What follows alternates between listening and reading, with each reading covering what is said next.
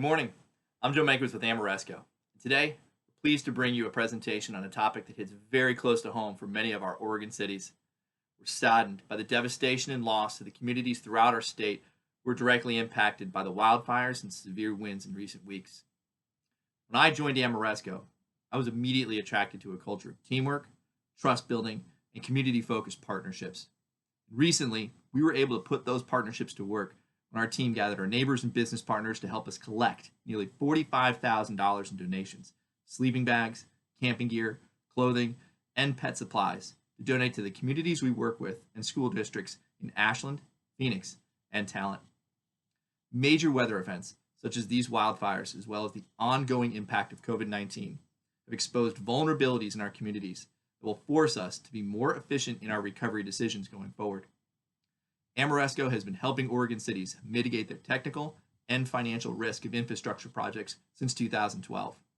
We look forward to our ongoing efforts with Oregon cities to design and build capital projects that create revenue streams, build resilient energy resources, and address aging infrastructure needs using innovative funding mechanisms, often with little to no upfront capital costs. As many of our Oregon communities are still battling the wildfires in our state, some are entering a stage of recovery. And this could take weeks, months, or even years. It also takes leadership, planning, and community partnerships. Our speaker today is Riva Feldman, City Manager from Malibu, California. Riva has over 20 years of experience in public service. She's been serving the city of Malibu since 2005. She'll be sharing with us her story of her city's recovery following the 2018 Woolsey fire.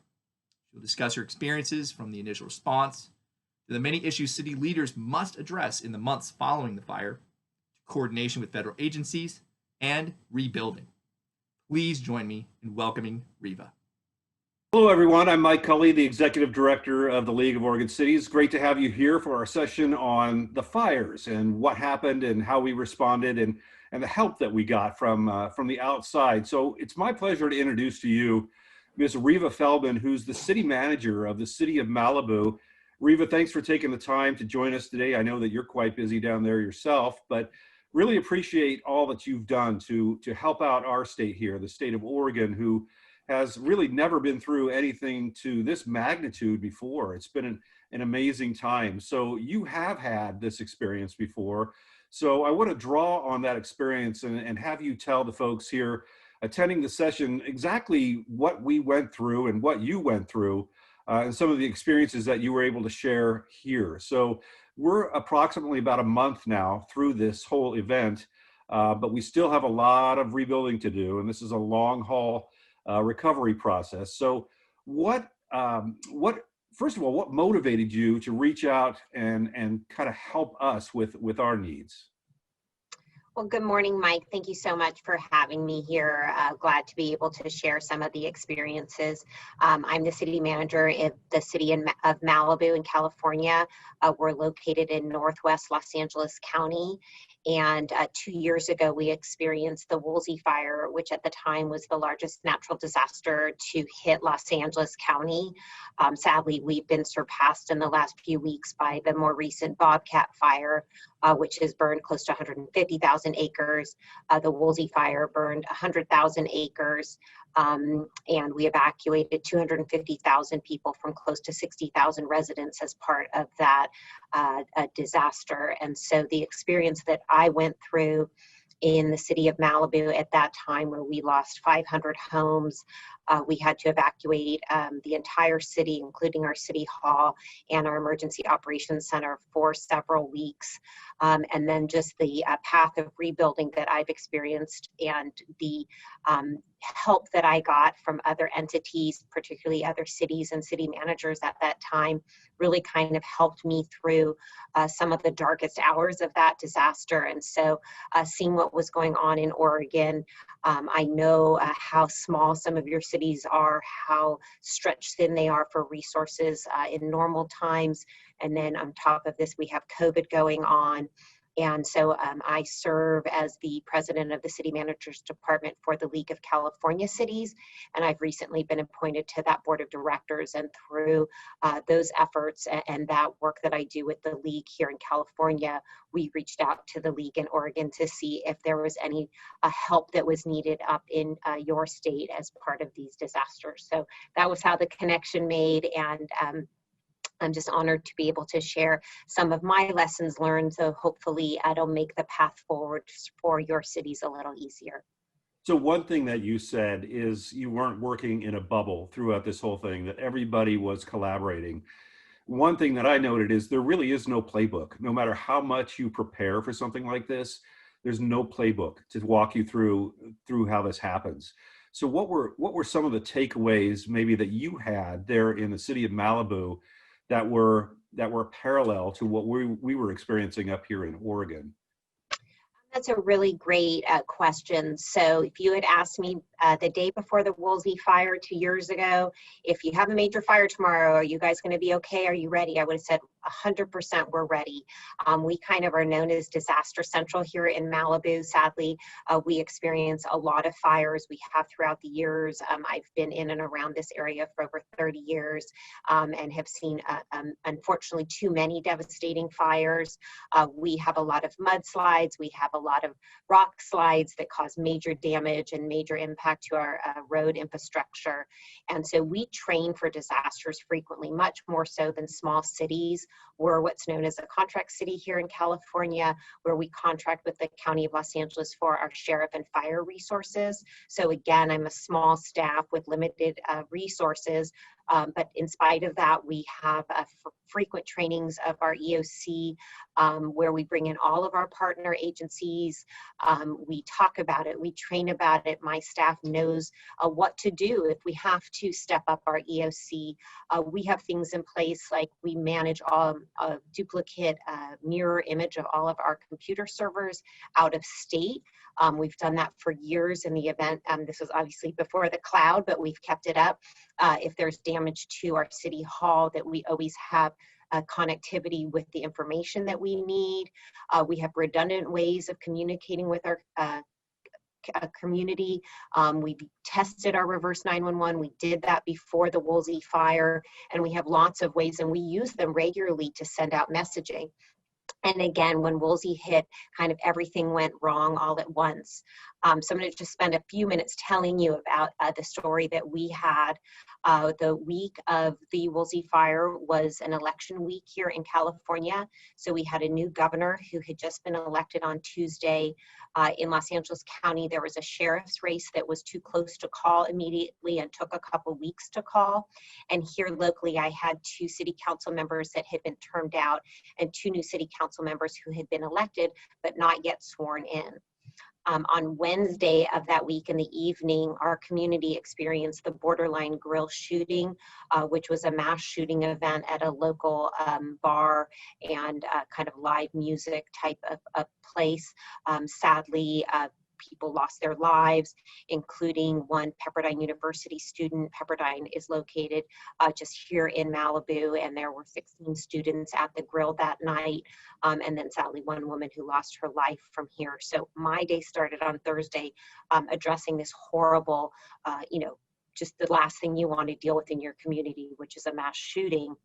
And then at 3 o'clock that afternoon, the Woolsey fire broke out about 40 miles north of Malibu. So as the crow flies, seems very far away, but it was a very windy day. We've been on high alert for a public safety power shutoff from our local utility company. And so we were on fire alert that day. And then we were the 3rd fire to break out in California behind the Hill Fire and the Camp Fire. The Camp Fire was the deadly fire that hit Butte County, where close to 85 people lost their lives. And so unfortunately, we were also the last fire to be able to get resources, though we desperately needed them. And so my sources told me when the fire broke out, if we don't catch this fire, it's going to burn all the way to the ocean. And that's kind of unthinkable, knowing that there's the Highway 101 between where the fire was and where the ocean is. And at that point, it's, an 8 to 10 lane highway. So it seems pretty unbelievable that can't work as a natural fire break. But it did exactly that, and it burned very, very quickly. So at 3 o'clock in the afternoon, it's 40 miles away from us. And by the following morning at 7 a.m., we were evacuating our entire city. And some of the things that you can't imagine will go wrong, do go wrong. We lost power throughout the fire burn area. Southern California Edison ended up losing about 2,000 power poles during the fire. And so that took out not only power and traffic signals, but it also took out all of our cellular communications throughout the area. So unbeknownst to us in the EOC at the time, we're pushing out all this information via all of these channels, but people aren't getting them because they don't have access to television, they don't have access to the internet, and they don't have access to their cell phones. So that was something that went wrong, and something we've really learned from. We also had always talked about, what do we do if we need to evacuate without power? And our plan had been to send sheriffs door to door. But by the time the fire hit Malibu, there weren't enough resources to get people to go up and down streets, to get law enforcement going up and down streets, because they were evacuating such a wide area and so many households and so many different cities, not just my city, but local cities and the unincorporated area. The evacuation through Pacific Coast Highway, which is a 2 lanes, one way, 2 lanes the other way type of state highway with multiple traffic signals that were not functioning.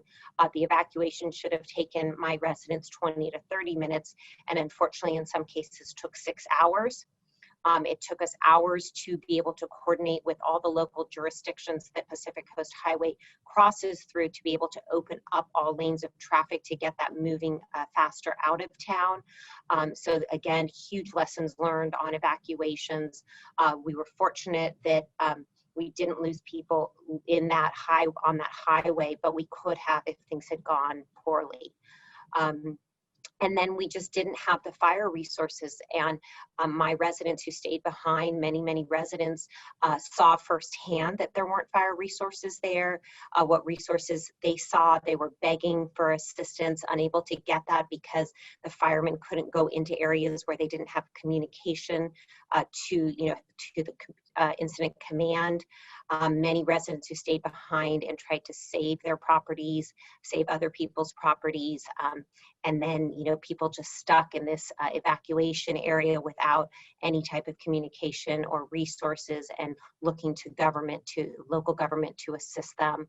And then you start the whole repopulation and of course the recovery efforts. So many lessons learned that I hope we've taken to heart here in my community, and that I feel honored and kind of obligated to share with others so that their path forward is a little simpler than ours. In some respects, you are almost the conductor of an orchestra, trying to make sure that all the pieces are fitting together and everybody's playing. And in the face of a shortage of resources like this, kind of walk us through how you were able to communicate with your residents, with your citizens. Did you depend then on media? Since cell phone was not an option, you could not do reverse 911 and things of that nature. But what, and I guess I'll rephrase this, but what was the biggest challenge? Was it the communication? Was it the corralling of resources? Or what stood out to you as probably being the most challenging piece of being able to negotiate this kind of a disaster? Are you asking in terms of in the initial evacuation moments or post-fire? So as we walk through the fire. So in the initial frenzy and fury of trying to get this whole thing organized, to get your head around just exactly how quickly these things were moving, because we had a very similar situation where 50 to 60 mile an hour winds fueled this. Natural fire lines didn't work, freeways, rivers, things that you think might give you some protection. And when it gets that chaotic, it's hard to even get your head around where to begin. And I guess the number one goal is preservation of life and property if possible. But if you have challenges such as you had, where communication lines are down and things of that nature, kind of how do you get that word out? How do you make sure your residents are safe, since that's your priority? So I think, the key to that is that in the heat of the moment, we didn't know the how widespread that power outage was and how little information was getting out. So in the moment, we thought we were doing everything to get that information out from the city, probably very similar to some of your small cities. As a city, your responsibility in that moment is for messaging. I'm not making the decisions about where to put fire resources. I'm not responsible or able, even under the incident command structure, to ask for resources from the fire department. I can certainly call my sheriff department and ask for additional resources to help with things like traffic or evacuation. But again, that doesn't come from me. It comes from Incident Command or Unified Command if it's been set up at that time. And because it's a very dynamic situation, it's the fire department or CAL FIRE, if they're the entity that takes over, that is making the decisions of where to send resources, how to get resources. And in this case, they didn't get any of them. So, while it's going on as a small city, you're very limited. And, obviously lessons learned is I'm going to always ask, even if I'm not the person to ask moving forward, because that was something we learned. And I was asking for those law enforcement resources, both from our Los Angeles County Sheriff's Department and our California Highway Patrol. And in that moment was told that people had been dispatched to do the things I was asking. So when I'm sitting in the Emergency Operations Center, pushing out information and coordinating that, what's coming from the command center, I'm assuming it's being received. And what we learned was it hadn't been received. So yes, people relied on television and media and neighbors. And, obviously you're aware that something's going on because it's smoky and windy. And in many cases you could see the fire. So, my residents are pretty aware of situational awareness in those moments. And so I think that helped get people out safely. And you're 100% right. The first priority is life, and then the second priority is property. And so we did lose, sadly, 3 lives in the Woolsey fire. 2 people got lost trying to evacuate and went up a road that they couldn't get out of, and another gentleman was found in his home. But we do consider the number of people that were at risk. 250,000 people is a huge amount of people to move out quickly from an area. And the county did that. And for that, we should be incredibly grateful. I think moving forward, some of the things that we've talked about are more kind of old school, low tech ways of communication. We're looking at installing a siren warning system throughout our community. We just conducted a sound study, which didn't show as much success with that as possible that I would hope because of the canyons that we have here. We purchased bullhorns that city staff can use in city vehicles and drive through neighborhoods if law enforcement isn't available, or to assist with law enforcement evacuations. We have seen our enrollment in our CERT program, our community emergency response team, increased tremendously since the fire, so that we're seeing people who are embedded in the neighborhoods and the community who can assist with this type of thing. We have neighborhoods that have come together to stand up volunteer type of firefighting services and become much more aware. So the good that has come out of this tragedy and this disaster is that our residents are taking it upon themselves to be ready. We see people making their homes much more safe for fire, so home hardening is important. The city's adopted a landscape ordinance that prevents the planting of flammable materials.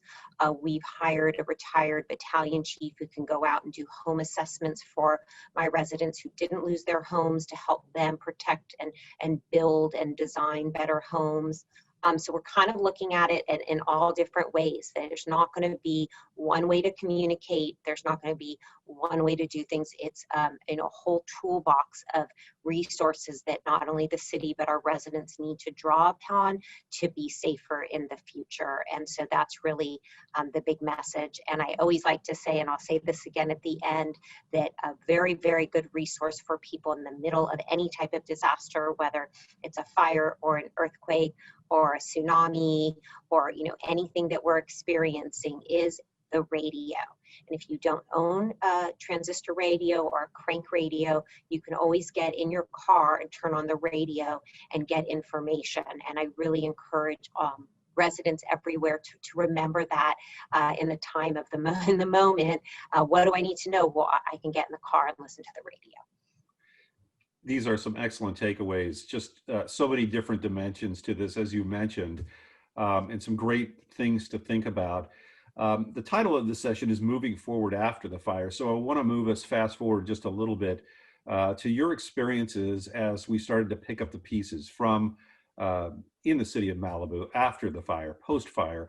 And then I want to move from that into your experience here in Oregon when you came up and were able to speak to the folks, at the convention center, at the fairgrounds, just kind of what their questions were, and does all this ultimately help you build a better playbook and a stronger way forward? So I'll start with the first question, and that is picking up the pieces after something like this has torn through your community. Where do you begin to even get your hands around this? I think the first point that I would make with that is, communicating back with your residents. People who have gone through any type of disaster, as I know you're seeing firsthand, are traumatized, they're worried, and they're starving for information. And it is very, very important for government to provide that information, whatever it is. The fire's out, we can start repopulation, your home is there, your home is not there, this infrastructure is damaged, whatever information, and providing that regularly with regular updates. A big lesson we learned is to date and timestamp every message that we put out. And even if there's not new information in a given day, to repeat that information and say no new information from the 10 a.m. update, because people are starving for that official information. And so that's an important part of it. I think it's incredibly important to have town hall meetings and community meetings after the fact, as painful as they are. It was very difficult for our community. They were very angry. And, a big lesson I learned is how important that is to stand up there and apologize for things that went wrong or that were perceived to have gone wrong. It doesn't matter whose fault it was or was there no fault. It's that people are upset and they need to blame the government. And then that is our role to accept that and learn from it and help them heal. So that's immediately after. Obviously, many of your communities at this point have already stood up recovery centers where people can go and file claims and replace their Department of Motor Vehicle license or their Social Security card or whatever documents. But I encourage those one-stop shops to be stood up and to be stood up with not only all of the different types of local and state resources that someone might need, like Veterans Administration or that type of thing, but also with mental health services. It's a very important component for people to be able to have access to that, and insurance companies, and kind of a long laundry list of that. And then the debris removal process starts, and that's something that is a critical component for government to get done and move forward on as quickly as possible. There may not be a particularly right solution for everybody. It's not a one-size-fits-all, whether you do it locally or with your county or with your state. We happen to participate in a state program, but the important component is making that decision so that your residents can either decide to move with the program that the government has or do it themselves and move forward, because nothing can happen until those properties are cleared. And it's actually a safety issue and a hazardous issue, because those the material that's left on a burned lot is actually hazardous and needs to get removed, not only for the health of humans, but also for the health of our watersheds and nearby rivers and creeks and whatnot. So, and in Oregon for the drinking water. And then starting the rebuilding process, and again, streamlining whatever you can to get your residents building and back home and back in your communities and back in your schools so that people can move forward. And it happens, it does happen. It's a long road, it's a difficult road, but people aren't in government and provide public service. We are public servants. We are here to serve the public. And I know the same thing stands true for all of your officials in Oregon as well. Absolutely. And I think you might have had an insight into that when you were up here in Salem. But When you came up here with your counterpart from Santa Rosa, just how was the presentation received? Do you feel that the folks in the room were still in a state of shock and awe, if you will? And to build on that, collaboration and partnerships, how important are those in this rebuilding process? Well, I think the partnerships and the collaboration through any type of government work are critical. I was always fortunate to have very strong relationships with all of my county partners and my state partners, and I have, I know who to call, when to call. I'm not afraid to ask for what I need. I'm not afraid to be in a bonnet when we need something and I need to fight for something for our community. I think in terms of the people that I met in Oregon, of course, everyone is shell-shocked, as they should be, and people are going to stay like that for quite some time because we're all exhausted. We've all been working since February and March, and this unprecedented manner of working remotely and managing our cities and our counties and our states remotely. And, so that's already difficult, right? We were already in a difficult situation. And then to see these tremendous losses for our communities at a time when we're already having revenue shortfalls and budget difficulties, and it's just like a double whammy. So, my heart goes out to all of us collectively that we're experiencing that. But, again, my experience in working with people who've chosen to be in the public sector people are resilient, they're strong, they're compassionate, and those qualities are going to help get us through and get everybody through what's going on. But as far as your question as to what people were asking me through the process in Oregon, was first about debris removal. I think that's certainly something that's been obviously of concern and top of mind to how to move forward with that process. And so I answered a lot of questions about that. We were fortunate enough to be able to step up a unique website for our rebuild process. And we have a lot of terrific information on there. And I've been trying to direct people to use that kind of as a model. Plagiarize what you can. Don't bother trying to reinvent the wheel if someone else has done that already. And then the other question is the insurance part of it and how FEMA interacts with both the recovery for local government and for individuals. And I believe my takeaway would be that many people in government expect when a disaster hits that FEMA is going to roll in and help fix this very quickly. And I think, the reality of that is while those individuals who work for FEMA are terrific people, FEMA is stretched incredibly thin, not only through the West Coast for all of those disasters, but throughout the country, first because of COVID, which was again unprecedented to see a federal disaster in 50 different states at the same time. And then we've had just hurricane after tropical storm after hurricane on the East Coast. So FEMA as an organization is incredibly stretched thin, and I don't believe they're going to roll into any community at this point with a slew of trailers for people to live in. And that's a kind of a misconception that I picked up on quite a bit. And not to be the bearer of bad news, but it's going to be the housing of people who've lost houses, and finding places for people to live, unfortunately falls on local government with coming up with some creative solutions. Yeah, I was going to ask you about that interplay between the federal support and what happens here on the ground locally, and that really addressed that. There's a misconception, I think, that FEMA comes in, takes it, and makes everything all better. Obviously, that's not the case. As we move forward, let's be realistic. When you talk about recovery, this isn't a few month thing, and right now, the fires, they're still burning. You don't see them, and it's kind of out of sight, out of mind. At the moment. But when you're looking at a recovery process in rebuilding a city, I use the city of Phoenix, Oregon, which is in Jackson County, and you're familiar with that. 2,500 residential structures lost and 5,000 people displaced. Realistically, what can everyone expect in terms of what it takes to rebuild? And that may be a tough question to answer because there's a lot of speculation built into that. But when you're talking about rebuilding a community, what is an optimistic and maybe a pessimistic timeline in terms of getting it done?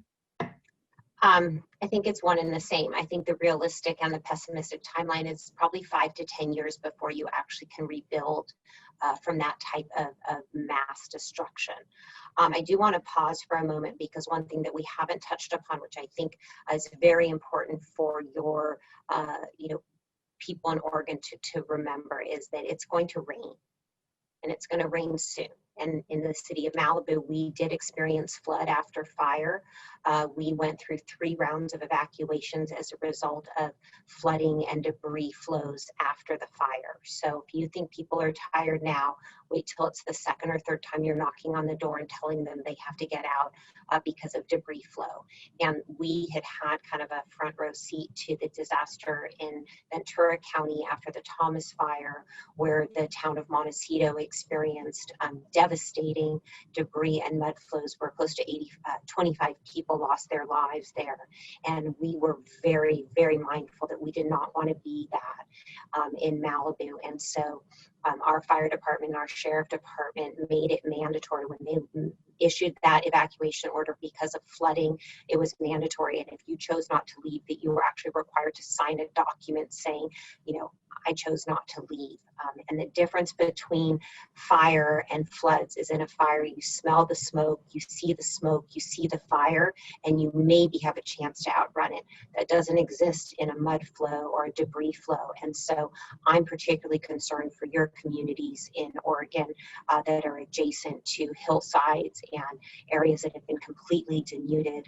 And if you start seeing severe rain day after day, you could have some of those problems. And so I say that because I want your local governments to be ready for the worst. It's better to prepare and have nothing happen. You need to have heavy equipment available and staged throughout your communities, K-rail.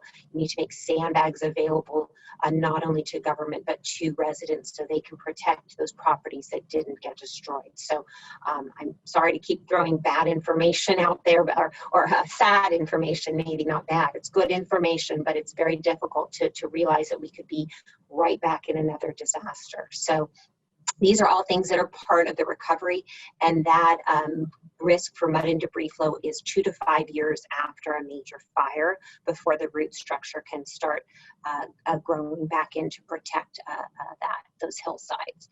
So moving forward, again, you've got to get that debris removal done. You need to streamline permitting and rebuilding for people, and every community is different of what that looks like. But it's possible, and people will get there, but it is a long haul, particularly if you've lost everything in the community. It's stunning. And the one thing that you said that just stuck with me is that 2 to 5 years after the fires happened, there's still a high risk of debris flow. That's really impactful, because that tells me that we're not looking at maybe 1 or 2 years of recovery, but we're looking at, past 5 years. Apparently, to get through this.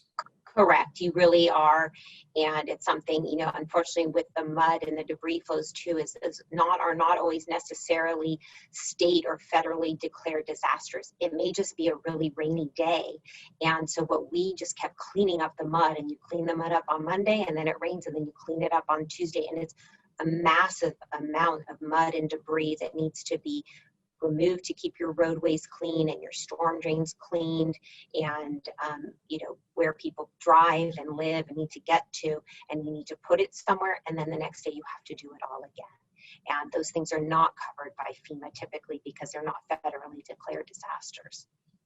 All right, let's fast forward just a little bit. And I hate to use this phraseology, but people are talking about this being the new normal, whether it be the climate change or whatever they attribute this to. But it's a fact that, as I've looked at what California's gone through the past few years, it's gotten progressively worse.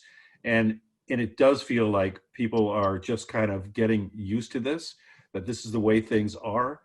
Just kind of your thoughts on that kind of thinking, and if you think that's an accurate depiction of what's going to happen going forward, and how do we address that? I think we can see that our that things are getting hotter, that the hot times are lasting longer. You know, I heard on the news this morning, you know, we're expecting hot weather here in Los Angeles, and it's 10 to 15 degrees above normal. And I've been hearing that all summer. So I'd imagine that's, we're not alone in that. And the hotter it becomes, the drier it becomes, and that just draws out what used to actually be a fire season is probably all year round. What I like to point out is that, especially in California, we've been telling people to be prepared for disasters for years. As emergency preparedness, you know, people, that's what we've been saying. There could be an earthquake. There could be an earthquake. Be ready. Be ready to take care of yourself for 2 weeks. You may not have help. I mean, I can't tell you how many people we've all said that to, and many people haven't taken the time to be prepared, to have a plan, to have a family plan, to take 20 minutes today under blue skies to put together a bag of emergency things that you might need and keep it in your car, to have extra water on hand. And so I think COVID helped us get there a little faster, because people all of a sudden thought, I might need to be prepared at home, and people ran out and bought supplies. I thought that was terrific, even though I know it was frustrating for other people trying to find things. But now I know people might actually have those supplies on hand at home. So I think it's a really good warning and a wake-up call for all of us to take care of ourselves and our families and make sure we're prepared, and as government officials to make sure that we've thought through what that looks like for our communities, because if there is fire after fire, we are going to have to take care of ourselves. If there's an earthquake or another type of natural disaster, and obviously in Oregon you worry about things like volcanoes and tsunamis particularly, that you're going to have to be prepared. So the new normal is just the normal now. There could be massive electrical turnoffs and shutoffs, either because they want to preemptively or because the system goes down, and so we need to be prepared. So it goes back to what I said earlier. Remember, you can always get in your car and listen to the radio. If there's no power, that's a great way to get information. It's really hard to shake people out of complacency unless the disaster is right on hand. I want to go back to one last question, and I mentioned a playbook earlier, and that there's really not a playbook for all this, but there really is.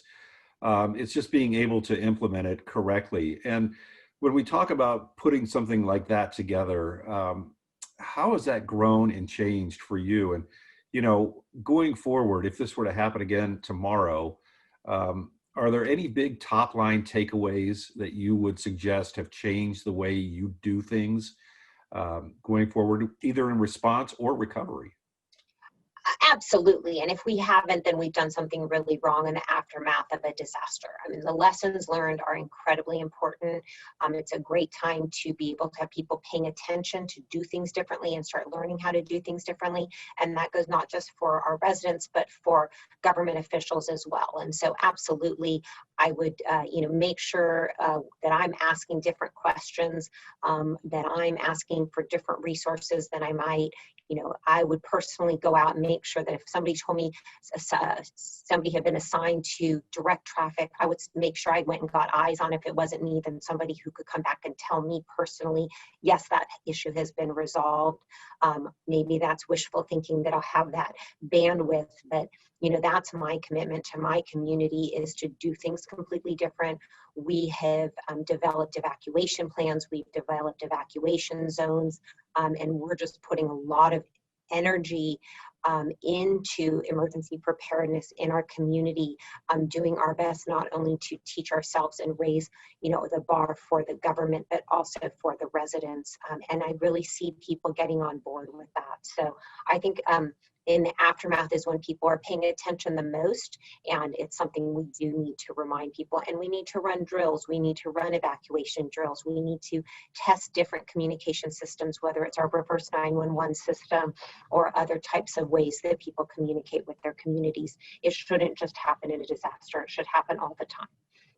Totally agree. In closing, Riva, is there anything that you want to leave those attending this session with, maybe some hope, or just something that they can hang their hat on when they leave this session?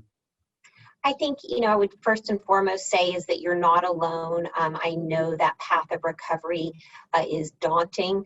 There are others in your own state and here in California who have been through it and are happy to share lessons learned, be here to help support you when you feel like you can't do it anymore. You will get through it. And also very important to not only take care of yourselves, but take care of the people who work in your organizations and make sure that they're doing okay, because this is traumatic for all of us. Everybody either knows someone who lost a home or is helping someone who has. And so being there for each other, I think is paramount. And, California is here to help if you need anything. Well, thank you so much. Reva Feldman, City Manager of the City of Malibu. You've been through this more than once, and undoubtedly you'll go through it again, as we will. So thank you so much for your time today. Really appreciate it, and really appreciate all that you've done and all the help and support you've given us up here in Oregon. So thank you. Thank you. It's my pleasure and honor to be able to help.